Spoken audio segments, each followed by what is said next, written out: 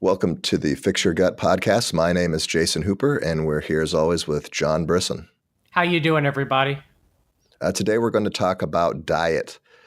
Specifically, I guess we're going to start with talking about diets for therapeutic reasons, like medical reasons why you would want to be on a specific type of diet. We're going to talk about some of the popular diets out there and evaluate them, and we're also going to talk about the standard diet that we think most people should probably be on if they are healthy. So let's start by talking about just diet as a philosophy. There's a lot of different reasons why you would want to eat a certain way. There's some, there's some religious beliefs that would exclude you from certain foods or whatever. And there's definitely other reasons why you might want to avoid certain foods or eat certain foods based on your spiritual beliefs, but today we're just going to focus more on health in general. The first diet that I'd kind of like to take a look at, a diet that I'm sort of interested in, is the elimination diet. And essentially what the elimination diet is, it's a method for, like, you start off by eating very few foods that supposedly you can tolerate. And there might be some controversy around that because, like, how do you know those foods are safe to eat? We don't know yet. So you start with just a small, a list of foods that you can eat, like very small, maybe like 3 or 4 things that you can eat. And then you start to add things back in and you evaluate how you react to them. And then you can determine, what foods you might be sensitive to. So, John, how would you start with an elimination diet? Which foods would you choose to start with? Well, I believe that most people can tolerate certain foods that wouldn't cause allergens. So you'd have to remove like dairy, gluten, nightshades. Those are usually foods that people would need to avoid because many people have different reactions to those foods. And then, of course, you can get even further into histamine and lectins and salicylates. But if I had to start with 4 foods that I recommend people to eat, that would probably be meat, fresh, meat, hopefully pastured if all possible, best quality that you can get it, or grass-fed if you're eating beef. I think a lot of people would react fine to white rice, especially organic jasmine rice. I don't necessarily think that they have a big issue with digesting that. Another would be, even though it is a type of dairy, would be ghee, because it pretty much is milk fat. There is no casein protein left in it. If you really want to get technical, goat ghee would probably be most optimal. And of course, we do need some sort of vegetable of some sort that could be added to the diet. And I'd probably... that one's a little tougher. Would you say, Jason, it's probably be best to recommend something that's low FODMAP? Yeah, probably. I would say something on the lines of a low FODMAP vegetable that's also not a nightshade. So carrots, arugula. Yeah, possibly even zucchini. Yeah. A lot of the squashes should be safe for most people. Typically choosing the vegetables are the toughest part about the elimination diet, because that's typically what people tend to be sensitive to. So we think about evolutionary biology and we think about plants. They can't run away from predators generally. I don't know of many plants that can run away from predators.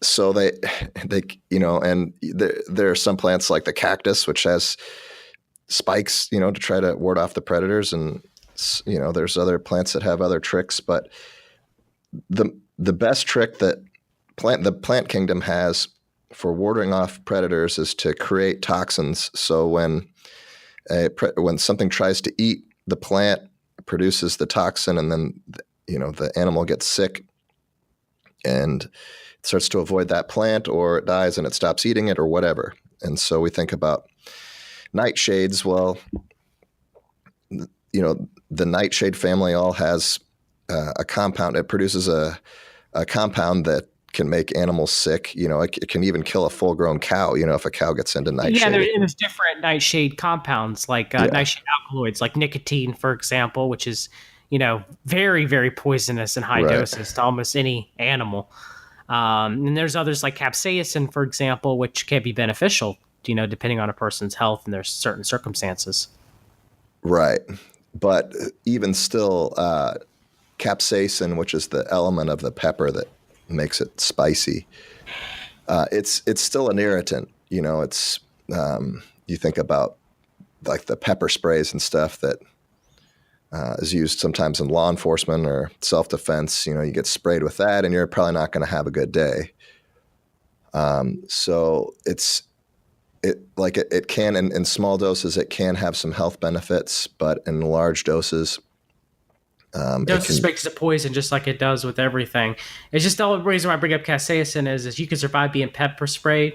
You can't survive more than a drop or two of pure nicotine if you right, ingested it.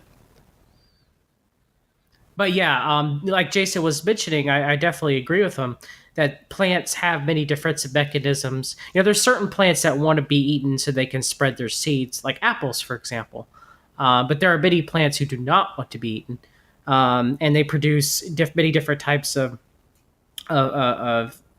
different biological agents that people may have difficulties digesting, or could cause them health issues.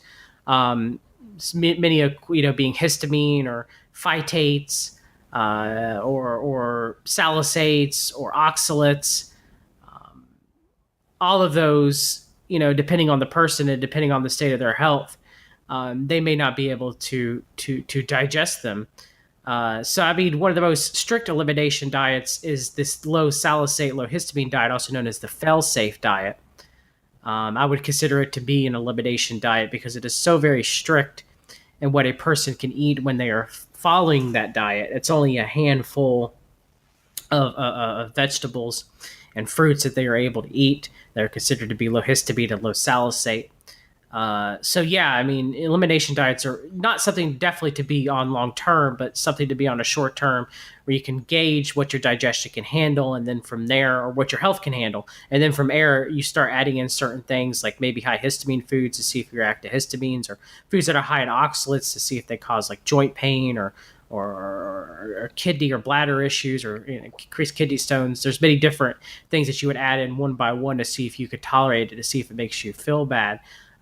Sadly, as Jason and I have talked before, there does not seem to be a very affordable, accurate food allergy test yet. Even though we do think I can't remember the name of the test that tests kind of like TH2 responses of the immune cells to certain foods that you eat. But yes, the elimination diet is a good diet that you can go on to hopefully reduce some of your symptoms. Are you talking about like the IgA panel? Nope, that's a standard one, but there's one a step above that. That's supposed to be the only one, and I cannot think of it right now. It's like a mediator allergic response test. Oh yeah. But the research I've seen on that shows that it's not even even superior to the scratch test. Wow, really? Okay. Well, yeah.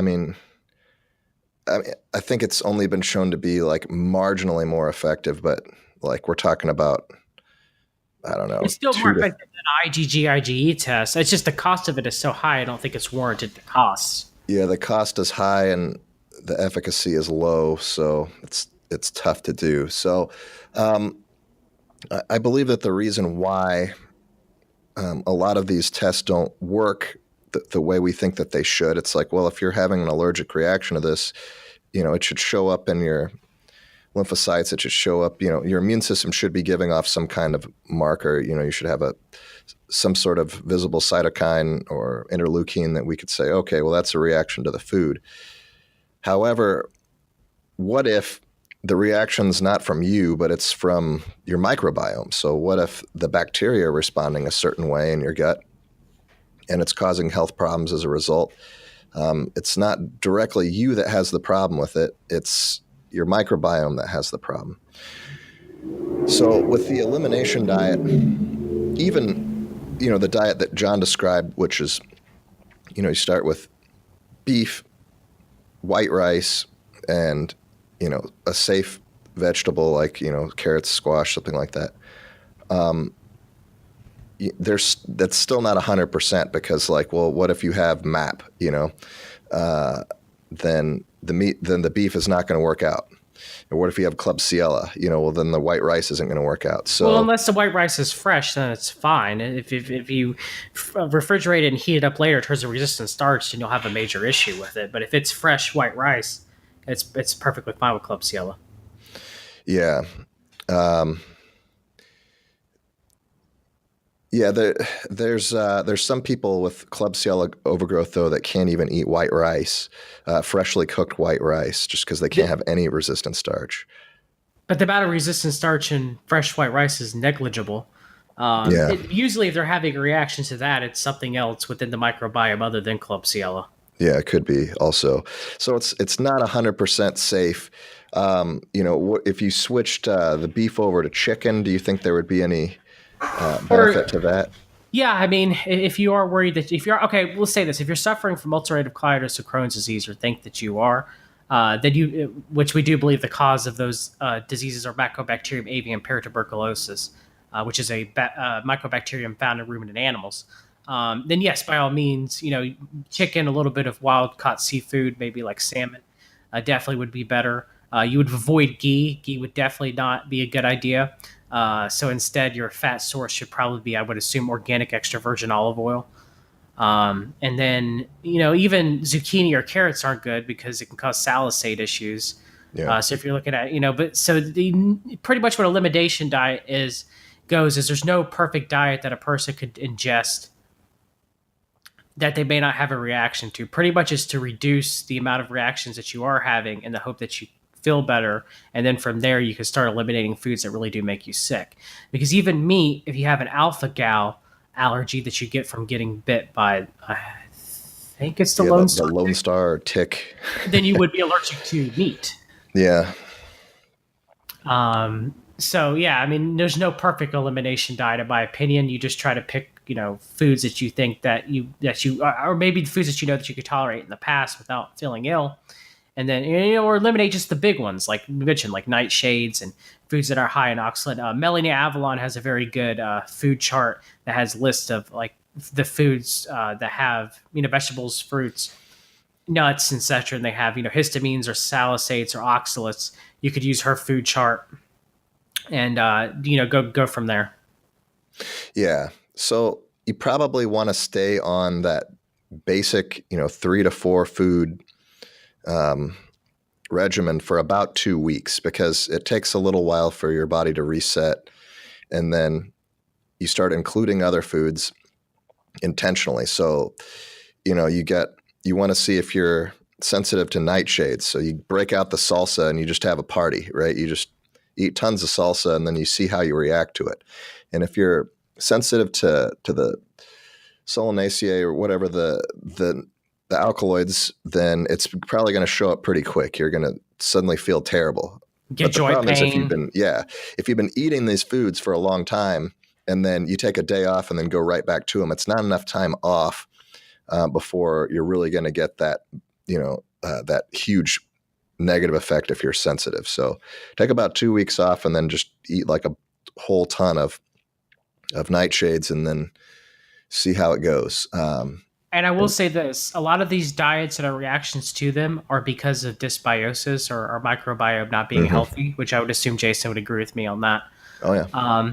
So if that's the case, a lot of people that I've coached, I usually don't recommend strong elimination diets anymore, whether it's low FODMAP, histamine, salicylate, unless absolutely necessary. Then, if a person has severe histamine intolerance, then of course they need to put on a low histamine diet.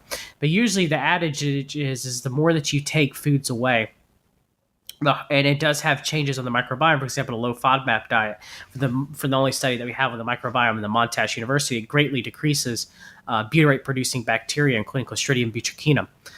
So, usually the adage is the more that you take away, the harder it is to ever add those foods back. because it kind Yeah, of thins the diversity of the microbiome to some degree. it's Uh, true. But if you're really sick, yes, then you have to. There's no choice. so I think that what this type of diet really helps people with is the people that seem to suffer from certain types of autoimmune conditions seem to benefit the most from an elimination diet. Yes, I So, agree, Jason, 100%.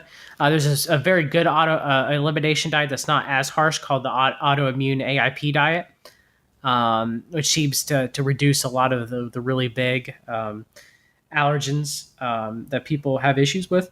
mhm, And also, too, I mean, some people with Th1 dominance, for example, which favor more inflammation type responses, they may do better reducing oxalates or nightshades, the things that they would generally react negatively to, where people who are Th2 dominant, they may do better eliminating histamine and salicylates. mhm. Yeah, I would agree. This diet that's really popular right now called the carnivore diet is essentially an elimination diet if you think about it, because they're like, well, we're just going to eat meat all the time. But it wouldn't work well with someone with ulcerative colitis and Crohn's disease. No, it would. I don't know. It would be. I was thinking that might kill him, but it probably wouldn't kill him, but it would be really bad. So yeah, you don't want that.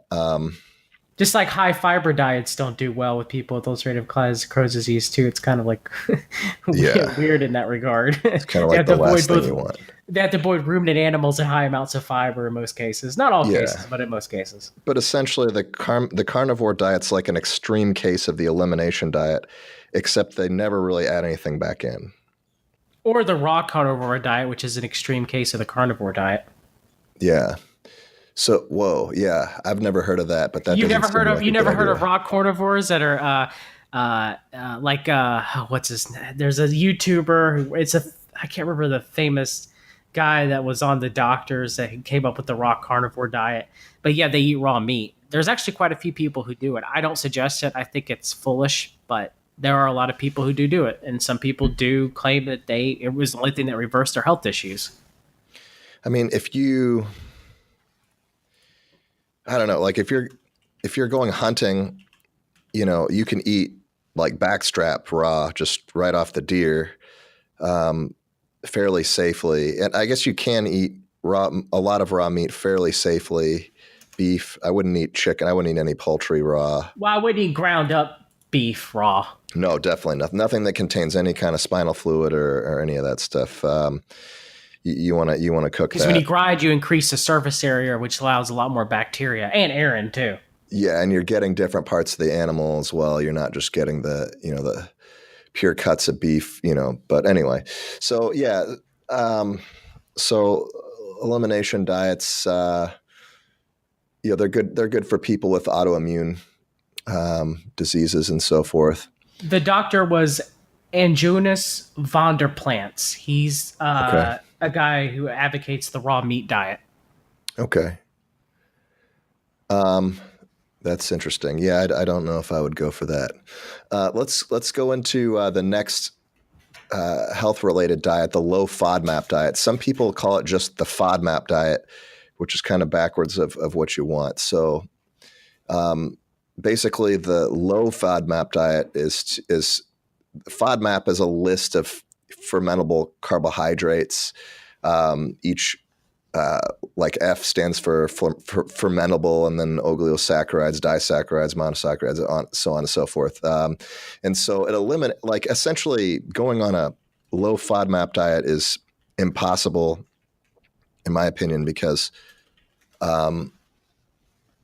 anything you run into is going to meet one of those categories. It's going to meet one of those categories. It's either going to be fermentable. Almost everything is fermentable, and then the oligosaccharides you want to be careful with anyway.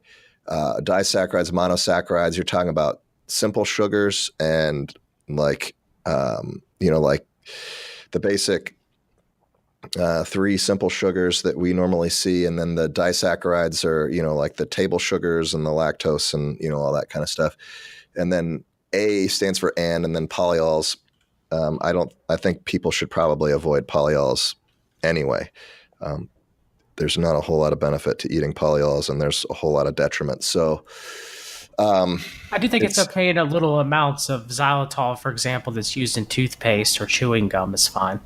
yeah, but just like as a substitute sweetener, I No, would I not would not. use. I would not pour buckets of erythritol in my food as a quote unquote keto sugar, safe sugar.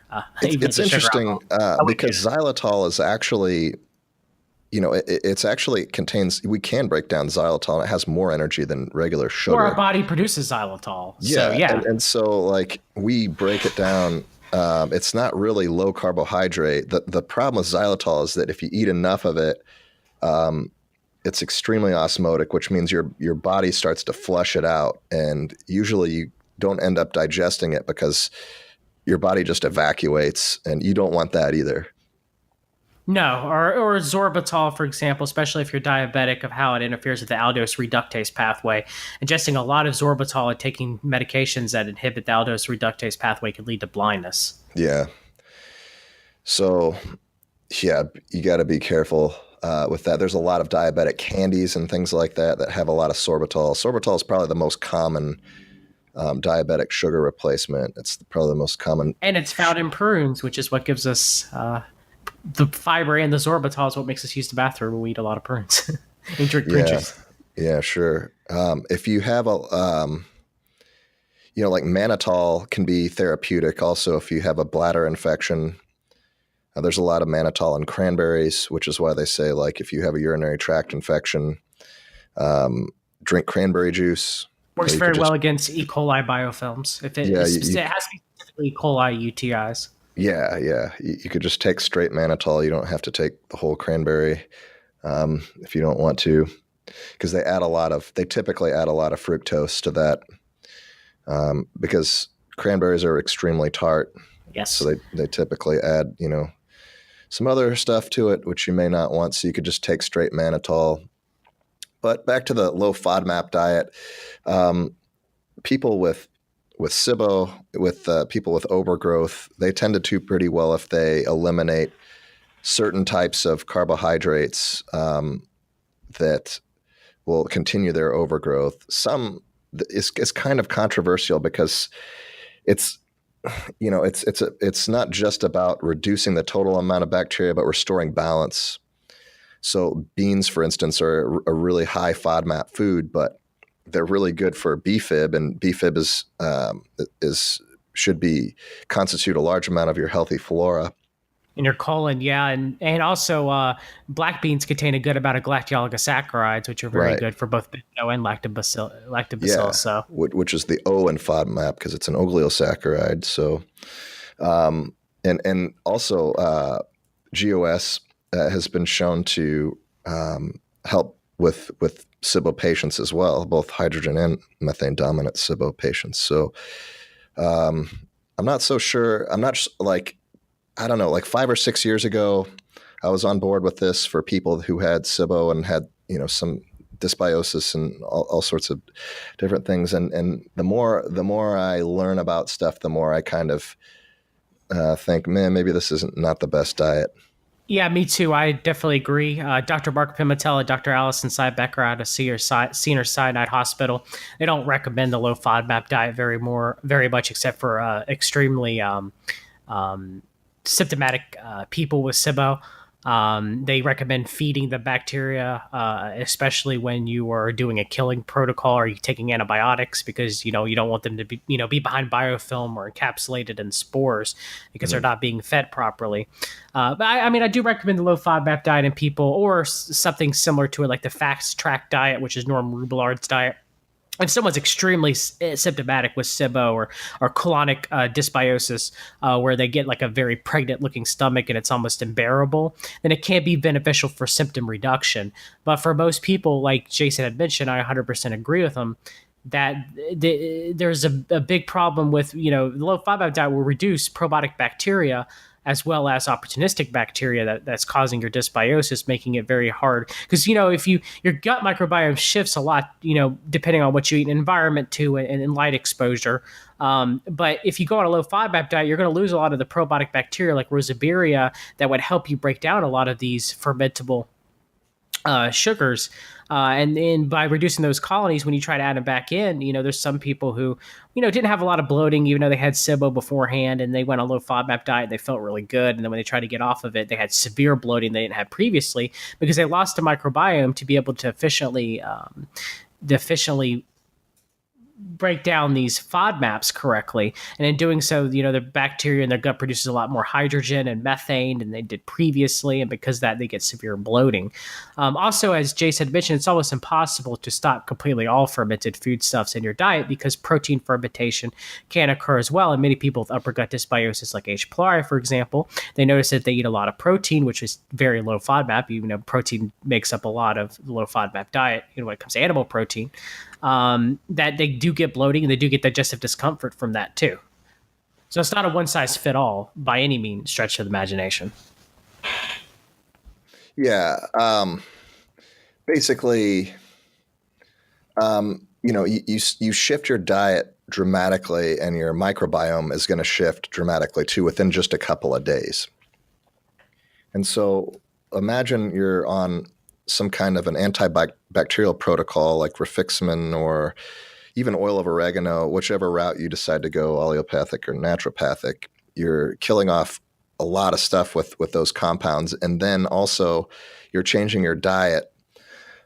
So you're going to wipe out a lot of stuff. And then what's going to come back? Well, what usually comes back was the most dominant bacteria that was in there beforehand.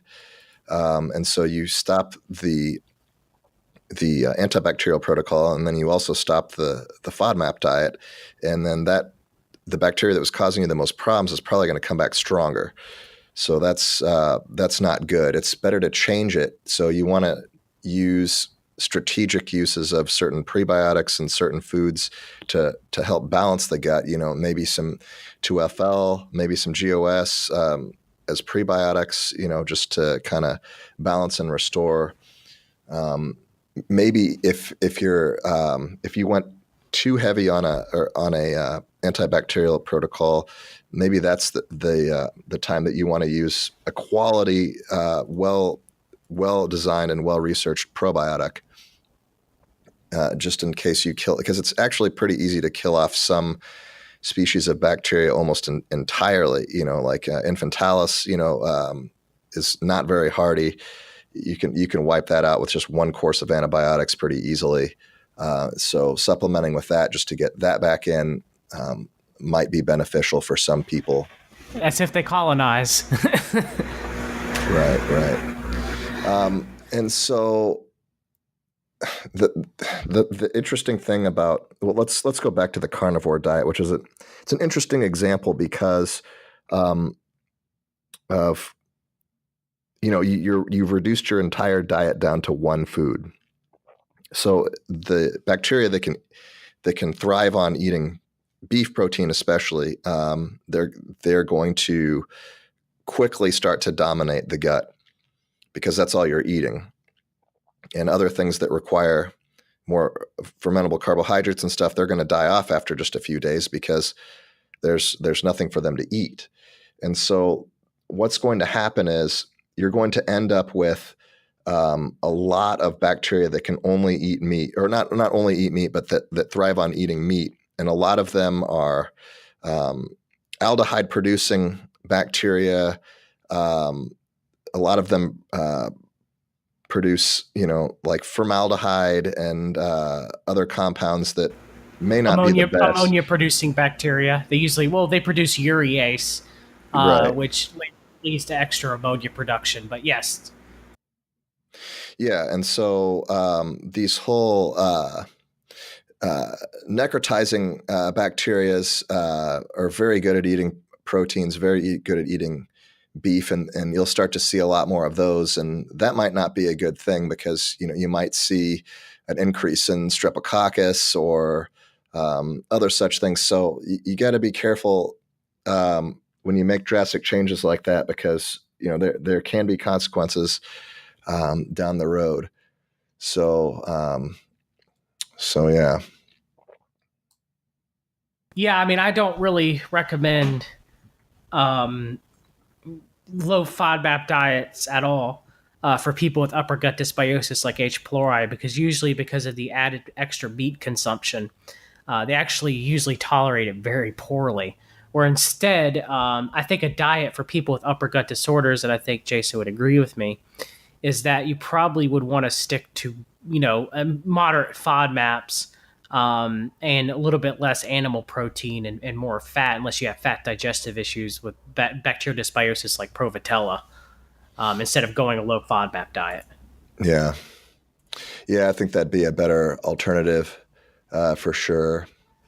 Um, so let's go into a different category of diet. Let's go into the diabetic diet, which I think was, if I remember correctly, I think it was developed by the Mayo Clinic. Is that right? I think so, yes. So the diabetic diet has been designed to help people with diabetes, of course, reduce glucose in their blood. It's not quite as severe as the ketogenic diet. In fact, they're allowed to eat quite a few carbohydrates, but they're Yeah, it's like regulated the to exact opposite. yeah. They're just regulated to certain types of carbohydrates. Like, oh, you should eat whole Whole grains and grains, beans, just garbage for the most part. yeah. I think beans are pretty good to eat for a lot of people, though. I've changed my mind on that too within the last several years. I used to think that nobody should eat beans, that it was terrible. But if you look at how it affects the microbiome, I think beans generally have a pretty good impact. And there's a lot of data that's showing that it's like, well, okay, so why do people have diabetes? Well, there might be a genetic component, and there might be a microbiome component to it as well, which Or obesity, or sure. improper light exposure. Non-native EMF, as Jack Cruz would say. There's many different causes for it. If you expose someone to the same endotoxins that are made by bacteria in the gut in the right conditions, and you just inject somebody with a bunch of these endotoxins, their insulin sensitivity will drop dramatically. So they will start to get diabetes-like symptoms. So if you are having a lot of bacteria in your gut that produce things and they're getting through, you are way more likely to have diabetes, because you're getting exposed to these compounds, every second of every day. So you're just getting a steady stream of endotoxin coming in, and so it's not really. It's good to look at at the gut especially, and what's going on there, and try to try to restore balance in the gut. Might not cure your diabetes, especially if it's type 1 diabetes, but it's going to definitely be a lot easier on your body to be able to process stuff. It seems like also that if you have non-alcoholic fatty liver disorder, that seems to increase your susceptibility to diabetes. It seems to make you a lot more insulin resistant. So, like obesity, most of the people who are obese also have fatty liver. So, it seems like a nice, healthy, functioning liver will help you be able to keep your blood sugar down also. Yeah, and of course, eating per circadian rhythm. Eating 3 meals a day, mainly during the daylight hours, because the liver does reduce its volume Mm-hmm. at night to try to take a rest. Um, so yes, doing that would greatly help with diabetes. Proper sunlight exposure, and proper sleep hygiene, increasing melatonin production at night would help. Now, as far as diet is concerned, I actually would not recommend the diabetic diet at all if someone would have diabetes.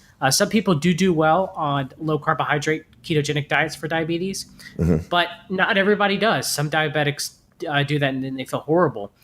So I'd recommend maybe something like the Perfect Health Diet, which is a low to moderate carbohydrate diet of 50 to 100 grams of carbohydrates a day, of course, coming from healthy sources, like potatoes and sweet potatoes and rice, and things. I think for the biggest thing as far as diabetics, if the main issue with most, and we're not talking about type 1, we're mainly type 2, is that lose weight, exercise, get proper sunlight, eat per circadian rhythm. If you do all those things, theoretically, you should be able to hopefully reverse your type 2 diabetes.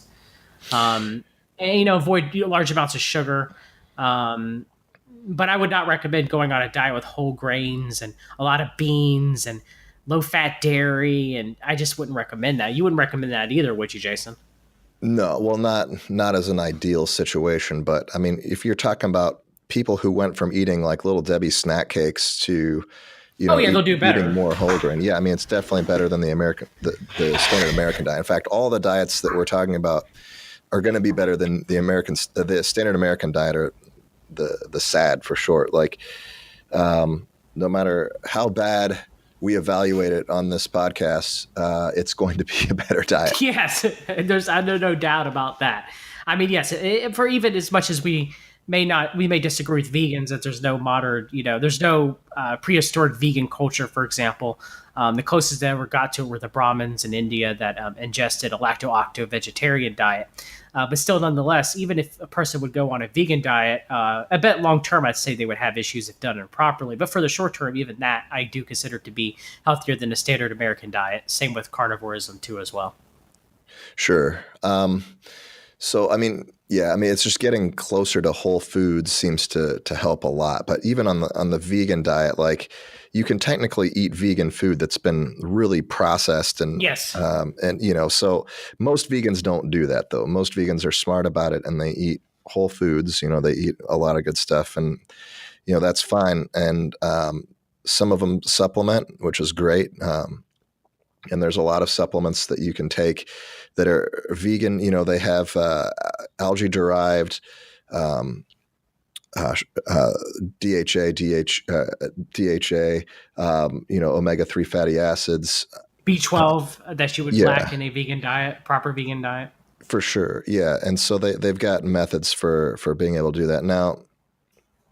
Yeah, so if you have nutritional deficiencies with like B12 and stuff, you might have other issues that you want to check out. But for Like the H. most pylori. part, you can do the vegan diet, and be actually quite healthy. So let's move on to the DASH diet. I wrote a blog completely refuting the DASH diet. It's horrible. Yeah, well, it's interesting though because in 1968, Congress, they wanted to find a diet to help with heart disease. Like, that was their goal. And so we've been researching this stuff and spending billions of dollars and spending and grant money and all this stuff to try to find a diet that will improve, somebody with heart disease, or to prevent heart disease. And after more than 40 years of research and billions of dollars spent, the best they've been able to come up with is the DASH diet. Oh Um, man, I am not a fan of the DASH diet, and I did the research, and I'll link the blog in the show notes. But go ahead, Jason. I'm sorry. It really makes me mad if anybody thought this was a good idea. well, yeah, I mean, it's not, I wouldn't say it's very science based at all. It's just kind of like, well, of course, red meat's going to cause heart disease, so don't eat a lot of red meat, and it's basically, it just takes all of the, I don't know, all of Or greatly reduce your salt intake because salt really does have a major effect on blood pressure in most people. yeah, Studies show it doesn't. like Um, you're limited to, like, I think 2,500 milligrams of sodium per day. Is that right? Something like that. I've even seen lower depending on depending on the state of one's quote unquote heart failure, which most people use for the DASH diet. But yeah, it's just why many doctors believe that sodium is one of the main causes of high blood pressure, excessive sodium intake. But the studies show that, like I mentioned, it's only within the margin of error of increase of blood pressure for most people.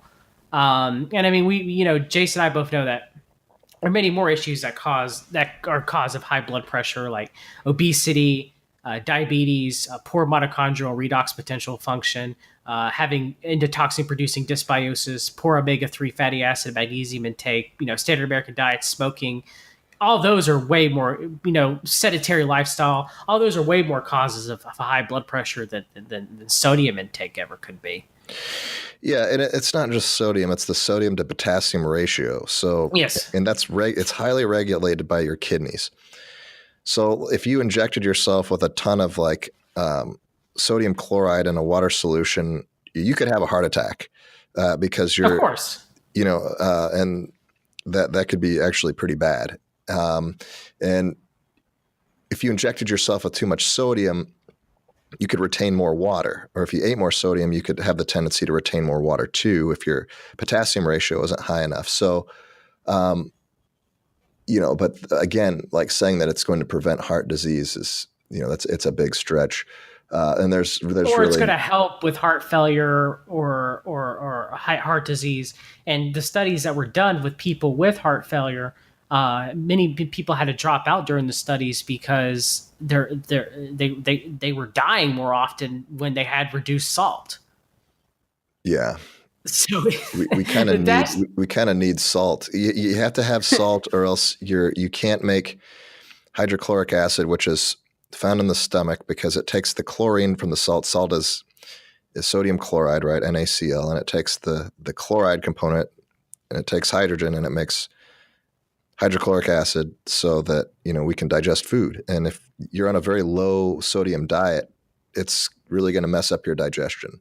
or the sodium channel of the heart. We need sodium, potassium, calcium, and magnesium for Yeah, proper conduction within the yeah, for heart. sure. Yeah, So I mean, it's just silly that instead of they telling people with heart failure, hey, maybe follow a good diet like the Perfect Health diet and exercise more and get sun and eat more omega-3 fatty acids in your diet and take ubiquinol and PQQ and magnesium. Instead of doing that, reduce the salt in your diet and reduce your red meat consumption. That'll really help out.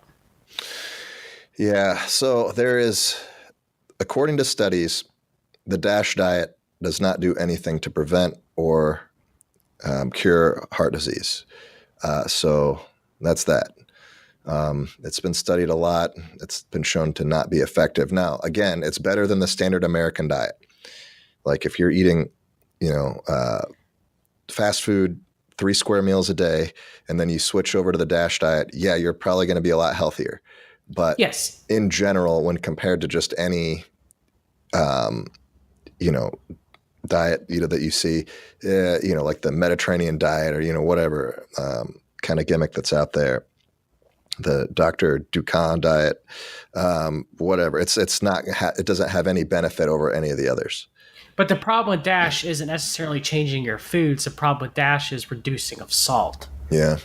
and that's Well, not a good idea. it also reduces fat, like a lot of fats, and we need fat too. Or yes, our Because mitochondria you needs have fat. Our to, mitochondria needs fat. and you also have to produce HDL cholesterol if it, to protect the heart, to heal arteries and stuff like that. So it's really important to have fat in your diet. And Jason and I aren't saying that all salt is equal and all fat is equal. By no means. For you don't want to get more than salt. You want your salt to be more natural. Like I use real salt from from Utah, the Redmond company. But yeah, I mean, or all fats equal. You want your meat to be pastured or grass fed as much as you possibly can, and eat more avocados and extra virgin olive oil and coconut oil on occasion, and butter and ghee and omega-3 fatty acids, seafood and fish oil and stuff. But this diet just, why would you take away? Why would you reduce healthy fat consumption and why you reduce salt? That's not going to help people with cardiovascular conditions. If anything, it made it worse. And the studies have shown that the DASH diet, that especially with heart failure, which is primarily used for, it's almost counterindicated in that case. Yeah, I mean, with fats, I definitely think that you should watch your omega-3 to omega-6 ratio. I think we get plenty of omega-6 in the diet. I don't think we get enough omega-3. So certain cooking oils like canola oil, which is not great. It's almost pure omega-6. Genetically modified and does contain still a little bit of uric acid, even though it was bred out to reduce the amount of uric acid in there. Uric acid's cardiotoxic. Right. And, like the corn oils and the peanut oils and all that stuff, are pretty high in omega-6. We get a lot of those. So, yeah, like make sure that you supplement with fish oil. If you're vegan, then there's a form of algae that you can get your DHA, DEA from. So that's good. You have to, if you look at what the body's composed of, it's about a good blend between polyunsaturated, monounsaturated, and saturated fats. So shouldn't your diet sort of resemble that also? Shouldn't you have like a good balance? Also our mitochondria and cells consist of these lipid bilayers that are made up of the lipids that we ingest in our diet? Right. They're phospholipids. But yeah, they sort of how the whole body sort of works on this idea of the systolic and diastolic environments. So in order to create that, we have to have some kind of a barrier, something that water is attracted to, which is going to be like phosphorus, and something that repels water, which is going to be fat, because oil and water don't mix. And so you have to have some fats for multiple reasons. But like as far as salt goes, a lot of the salt I think it's got some good marketing attached to it, like the pink Himalayan salt or whatever, and all that kind of stuff. It does have some trace minerals in it, but how much better for you is it than regular ionized salt? I don't know. Well, the problem with iodized salt is not necessarily the salt itself. It's all the additives that are added to it, like sodium ferrocyanide and sodium silicoaluminate. To keep it polished. Yeah. That's a problem. It's not necessarily the salt in the iodide itself. Right. It's what's added to it. Yeah. The sea salt that you buy and stuff, that doesn't have any iodine in it. So make sure you're supplementing with iodine, unless you're just eating a ton of fish. Or eating a ton of seafood. Yeah. Or seaweed. Yeah. And, so you got to be careful where you get your iodine from also, because if you're getting kelp-derived iodine, it may not be of good quality because of where it's been harvested. If the iodine is of a certain isotope, it could actually be bad for you instead of good for you. So you got to be careful where you're getting that. Could be radioactive depending on where they harvested it from. We should put a link in the site to Pacific Ocean to our recommended iodine source. Are we still recommending? We still recommend detoxidine. Yes. Okay. Detoxidine. They're the company. Actually, they're the company that a lot of other companies have started to white label and make their own. Nazian iodine. Yeah. Nazian iodine and that stuff that Alex Jones sells and whatever. Like it's all. Detoxidine makes all of it, so you might as well save money and just go to the original manufacturer. And I've used detoxidine. I've recommended it to many of my clients, and I think, Jason, you've probably taken it before too, haven't you? Oh yeah, I take it every day. Yeah. It's good stuff. I take it every day too as well. It's very, very well absorbed by the thyroid. Yeah, for sure. Yep. If you have had children, you probably want to get a thyroid test, but you probably want to check into taking some iodine too, because having kids is rough on the thyroid, as a lot of women have found out. And women also do have anatomically smaller thyroid glands, so they do produce less thyroid hormones by volume, which is why women tend to suffer from thyroid issues. One of the reasons why, especially hypothyroidism, more common than men. Yeah, that's true. Yeah. All right. Well, let's move on. Let's move on to the liquid diet. So a liquid diet is sometimes used for people who have certain health issues, like gastric bypass surgery. People need to be fed through tubes, like my son Abel. Yeah. They need to have a liquid diet. Other than that, there's not a whole lot of reason for a liquid Well, diet. sometimes they use elemental diet for severe cases of SIBO, as well as some people do liquid diets for severe obesity too as well. I don't recommend it for severe obesity, and I rarely at all recommend it anymore for SIBO. But those are other cases where it's used as well, Jason. Yeah, I mean, in those cases, like fasting has the same benefit. I mean, it's just more of extreme version of that. People with extreme obesity who have fasted, like there was a guy that fasted for like a year or something, and lost all kinds of weight doing that. And I would also, and of course, you need to do that under doctor's supervision. Yeah. Oh, yeah. It's got, well, I think anytime you're on a liquid diet, you need to be under doctor's supervision. But I will say that for people who do the elemental diet for SIBO, I will throw a caution in there that anybody who has upper gut dysbiosis and does not have SIBO, for example, H. pylori, I've known people get severely, severely sick, sometimes somewhat semi-permanent from going on that diet. So you want to make sure if you are going on an elemental diet, that you do not have H. pylori, because H. pylori will thrive and become extremely virulent and dominant on an elemental diet. So what if you mix your Soylent with tap water? Maybe you get a little benefit from the chlorine there and have a little bit of an antimicrobial effect. if it is chlorine and not chloramine. That is true. Chloramine is pretty much, well, maybe we should do a podcast on water one day. Yeah. But yeah, I mean, so with Abel so a lot of the ready-made G tube or GJ tube formulas are horrible. They all have laden with, they're all full pump of either soybean oil or canola oil and have a lot of maltodextrin added to them. They're just garbage. Okay.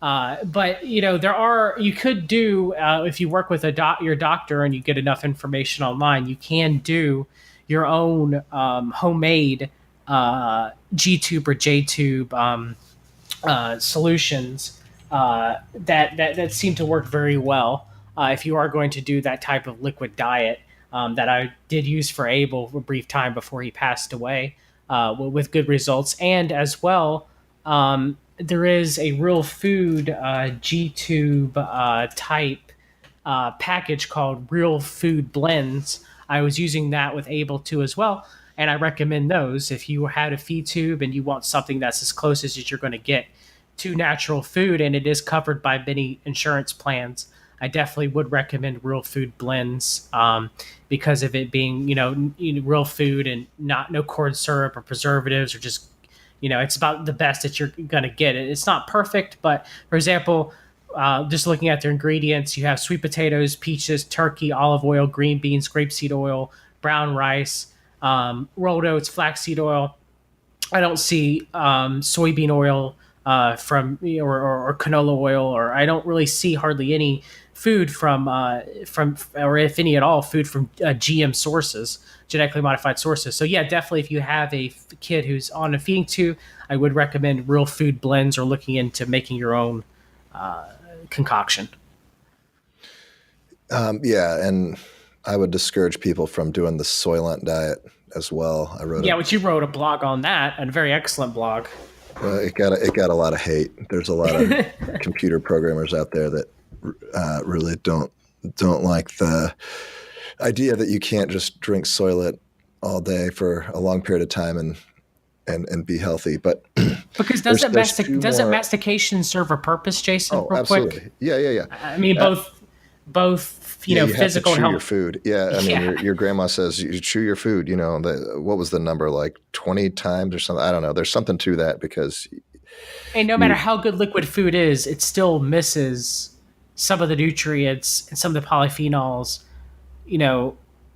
It's still missing some of the compounds of eating regular food. It's just such a restrictive diet. I mean, it's also, the thing is though, it's also an elimination diet too, because you're only eating one thing for a long period of time. And that's where I think the real danger comes, is the shift that's going to have on the microbiome. Because if you're Yeah. eating, like you say, you're going to be so susceptible to upper gut infections.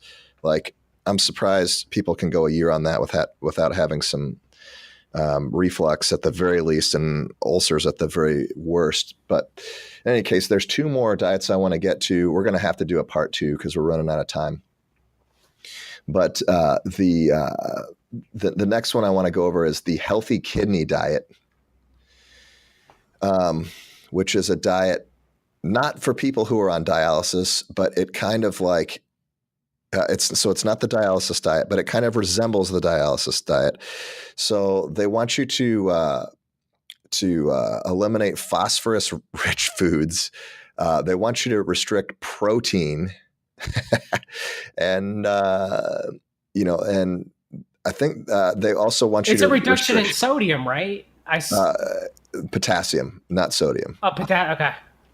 So they also want you to restrict liquid.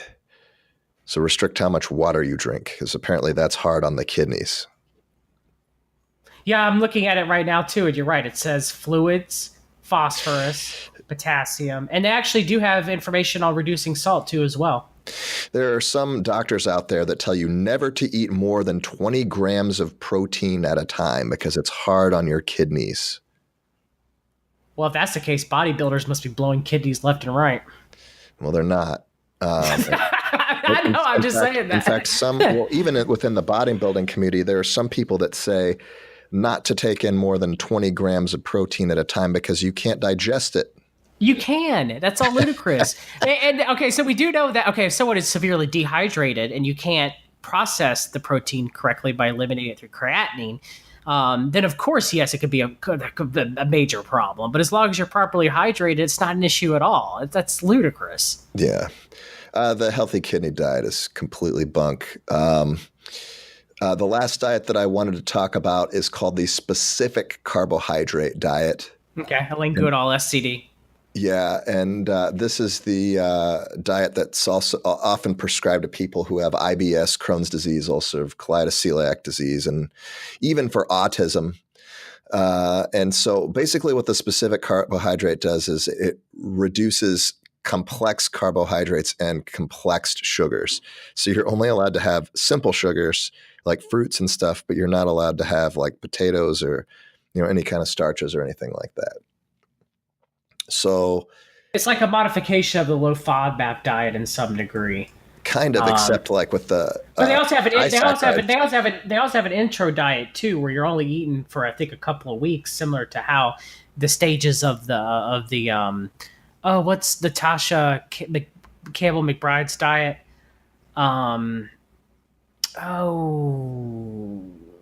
I can't think of the name of it right now, so I'm going to get scored in the comments for not remembering it. But yeah, the intro diet for the SED diet's like you could eat cottage cheese and eggs and fresh pressed apple cider and gelatin, and then for lunch you could have their chicken soup recipe or beef, or their cheesecake recipe and more gelatin, and dinner's the same, and you have to eat that. For GAPS diet is the other diet I was talking about. Okay, but yeah, you can only eat certain foods in the intro diet, and then later you can only eat, like you mentioned, it's like a kind of like a modification of the FODMAP diet. The FODMAP diet's a modification of the SCD because SCD diet's been around for a long time. But yeah, what do you think about the SCD diet? I've known some people who've done it with good success, but then again, of course, it is better than the standard American diet, like you had mentioned. But it is a restrictive diet, and because of that, you would miss certain things that may be beneficial.